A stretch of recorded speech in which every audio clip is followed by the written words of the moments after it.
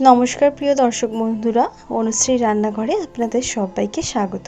আজ আমি বাঁধাকপির একটা রেসিপি আপনাদের সঙ্গে শেয়ার করছি। বাঁধাকপি আমরা বাড়িতে অনেক রকম ভাবে কিন্তু তৈরি করে খেয়ে দেখি। আজ আমি ছোলার ডাল দিয়ে বাঁধাকপির এই রেসিপিটি তৈরি করছি। একবার অন্তত এরম ভাবে এই রেসিপিটি একবার খেয়ে দেখবেন। এই রেসিপিটি কিন্তু বারবার খেতে মন চাইবে। আর এই রেসিপিটি গরম গরম লুচি, রুটি, পরোটা সবের সাথেই কিন্তু খেতে অসাধারণ লাগে। রেসিপিটি তৈরি করার জন্য আমি এখানে নিয়েছি একটা মিডিয়াম সাইজের বাঁধাকপিটাকে এরম মিহি করে একটু কুচিয়ে নিয়েছি।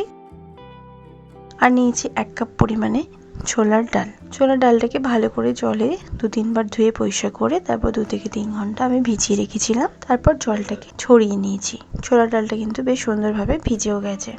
এরপর গ্যাস অন করে একটা কড়া বসিয়ে দিলাম। তার মধ্যে দিয়ে দিয়েছি পরিমাণ মতন সর্ষের তেল।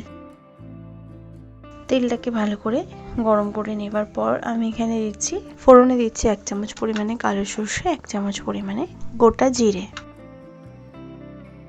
ফোড়নটা একটু ভাজা হয়ে যাওয়ার পর দিচ্ছি সামান্য একটুখানি হিং। এই রান্নায় দিলে কিন্তু রান্নার স্বাদটা খুব সুন্দর হয়।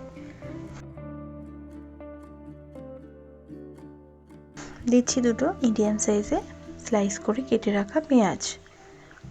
পেঁয়াজটাকে দেওয়ার পর 2 মিনিট হাই ফ্লেমে আমি ভেজে নেব। পেঁয়াজটাকে 2 মিনিট হাই ফ্লেমে ভেজে নেবার পর আমি এখানে দিচ্ছি 1 চামচ পরিমাণে আদা রসুন বাটাটাকে দিয়ে ভালো করে কষিয়ে নেব। এখানে আদা রসুন বাটার বদলে আপনারা কিন্তু আদা রসুন গ্রেট করেও দিতে পারেন। আদা রসুনটা দিয়ে ভালো করে কষিয়ে নেবার পর এবার আমি এখানে গুঁড়ো মশলা দিচ্ছি 1 চামচ পরিমাণে ধনের গুঁড়ো, 1 চামচ পরিমাণে জিরের গুঁড়ো, 1 চামচ পরিমাণে কাশ্মীরি লঙ্কার গুঁড়ো আর 1/2 চামচ পরিমাণে ঝাল লঙ্কার গুঁড়ো। দিচ্ছি 1/2 চামচ পরিমাণে হলুদের গুঁড়ো আর দিয়ে দেব ছোলার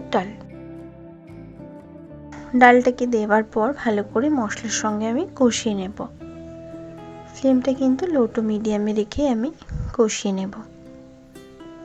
যেহেতু গুঁড়ো মশলা দেওয়া আছে, নইলে তলায় পুড়ে যেতে পারে মশলাগুলো। ভালো করে 2 থেকে 3 মিনিট সময় ধরে আমি কষিয়ে নিয়েছি। এরপর দিচ্ছি 2 মিডিয়াম সাইজের টমেটো কুচি আর দিচ্ছি সামান্য একটুখানি জল। ভালো করে এবার জলটাকে দিয়ে একটুখানি নাড়াচাড়া করে নিলাম। এরপর দিয়ে দেব স্বাদ মতো নুন।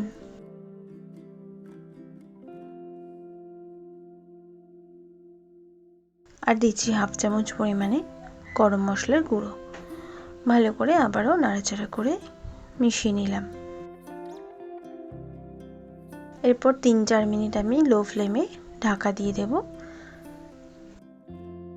ঢাকাটা 3-4 মিনিট পর সরিয়ে নিয়েছি। টমেটোগুলো কিন্তু এবারে বেশ সুন্দরভাবে সফট হয়ে গেছে। ভালো করে আবার একটুখানি নাড়াচাড়া করে নেওয়ার পর আমি এখানে কেটে রাখা বাঁধাকপিটা দিয়ে দিলাম। বাঁধাকপিটা দেওয়ার পর 2 মিনিট লো ফ্লেমে ঢাকা দিয়ে দেবো, যাতে বাঁধাকপিটা একটু নরম হয়ে যায়। 2 মিনিট পর ঢাকাটা সরিয়ে নিয়েছি। ভালো করে এবার নাড়াচাড়া করে মিশিয়ে নেব। এই রান্নাটা কিন্তু জল ছাড়াই করছি। রান্নায় কিন্তু আমি জলের ব্যবহার করব না। পুরো রান্নাটাই ঢাকা দিয়ে লো ফ্লেমে হবে। ভালো করে বাঁধাকপিটা নাড়াচাড়া করে মিক্সড করে নেব।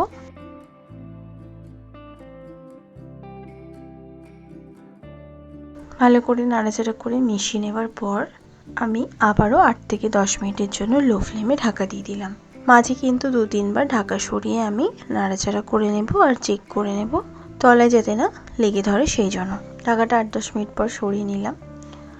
ছোলার ডালটা কিন্তু বেশ ভালোভাবে সফট হয়ে গেছে। এখানে ছোলার ডালে কিন্তু খুব গলে গেলে বা ঘেটে গেলে খেতে একদমই রান্নাটা ভালো লাগবে না।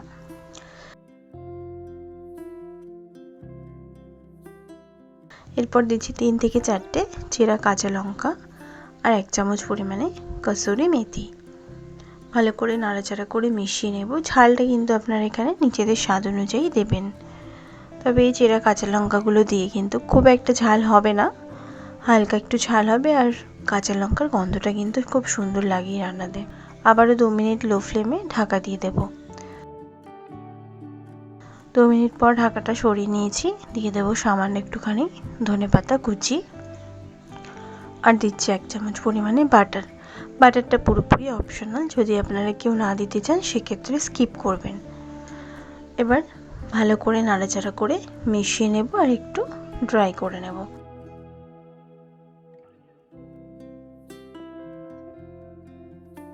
ভালো করে নাড়াচাড়া করে মিশিয়ে নিয়েছি, বাটারটাও ভালোভাবে মেল্ট হয়ে গেছে, আর রান্নাটা থেকে কিন্তু দারুণ সুন্দর একটা গন্ধ বেরোচ্ছে। এরপর গ্যাসের ফ্লেমটা আমি বন্ধ করে দেব, আর এটা গরম গরম সার্ভ করে নেব। ছোলার ডাল দিয়ে এরমভাবে বাঁধাকপির রেসিপিটি একবার আপনারা ট্রাই করে দেখবেন। গরম গরম রুটি, লুচি, পরোটা সবের সঙ্গেই কিন্তু অসাধারণ খেতে লাগে। আশা করছি আপনাদেরও ভালো লাগবে। ভালো লাগলে লাইক শেয়ার করতে ভুলবেন না, কমেন্ট বক্সে কমেন্ট করে জানাতে ভুলবেন না রেসিপিটি কেমন লাগলো। ভালো থাকবেন, সুস্থ থাকবেন, ধন্যবাদ।